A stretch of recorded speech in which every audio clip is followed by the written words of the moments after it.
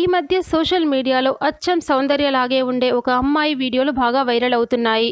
ఆమె చూడ్డానికి same to same సౌందర్యలాగానే ఉంది. ఆ అమ్మాయి పేరు చిత్ర. తనని అందరూ జూనియర్ సౌందర్యగా పిలుస్తున్నారు.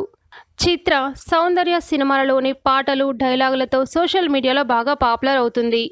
ఇప్పుడు ఈ వీడియోలో మనం జూనియర్ సౌందర్య యొక్క వీడియోలు చూసేద్దాం.